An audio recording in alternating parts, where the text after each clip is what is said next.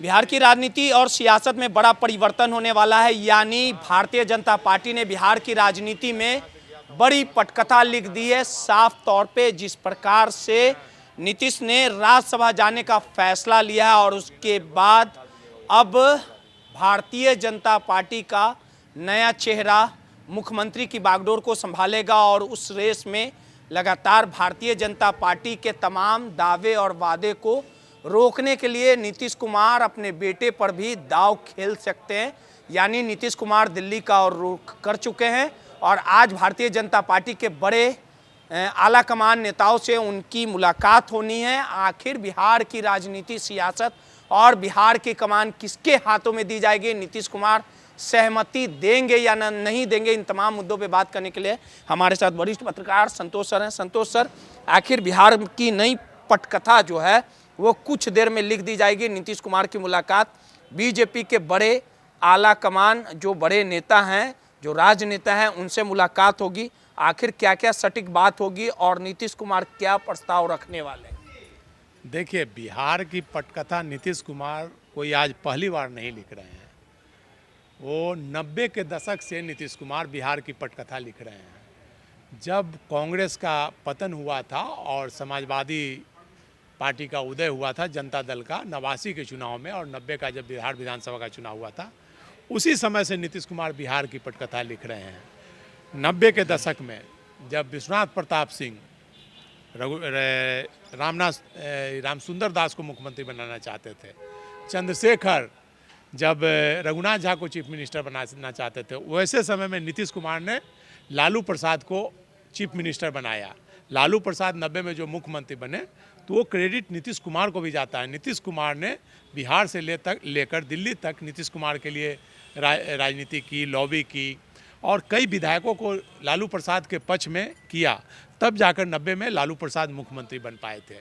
90 के बाद 94 तक नीतीश और लालू साथ रहे। 95 में दोनों की राह अलग अलग हो गई और 95 के बाद से नीतीश कुमार भाजपा के साथ से 96 में राजनीति शुरू की और 2000 में बिहार के मुख्यमंत्री बने। उसके बाद फिर 7 दिनों के बाद उनकी सरकार गिरी और 2005 के बाद से लगातार बिहार की राजनीति नीतीश कुमार के इर्द गिर्द घूम रही है। बिहार की पटकथा नीतीश कुमार ही लिख रहे हैं और आज भी नीतीश कुमार की इच्छा से ही बिहार का मुख्यमंत्री बनेगा। कौन बनेगा यह भाजपा की सहमति से तय होगा, लेकिन नीतीश कुमार जिसे चाहेंगे उसे ही मुख्यमंत्री बनाया जाएगा। नीतीश कुमार की इच्छा तो है कि उनका बेटा ही मुख्यमंत्री बने। वो चाहते हैं कि उनका बेटा बिहार की राजनीति में आगे आए, उनकी विरासत को संभाले और बिहार की बागडोर संभाले। लेकिन भारतीय जनता पार्टी की इच्छा है कि बिहार में भाजपा का मुख्यमंत्री बने और इसलिए नीतीश कुमार ने भाजपा से प्रस्ताव मांगा है कि मुख्यमंत्री का कैंडिडेट कौन होगा। नीतीश कुमार की इच्छा है कि लव कुश समीकरण के तहत किसी कुशवाहा समाज के नेता को मुख्यमंत्री बनाया जाए और नहीं तो सम्राट चौधरी को मुख्यमंत्री की बागडोर सौंपी जाए। लेकिन भारतीय जनता पार्टी की इंटरनल पॉलिटिक्स है। अब भाजपा किसे चाहती है? भारतीय जनता पार्टी की राजनीति रही है कि वो अंत समय में फैसला लेती है और मुख्यमंत्री का चेहरा आगे करती है, किसी नए व्यक्ति को, युवा चेहरा को आगे करती है।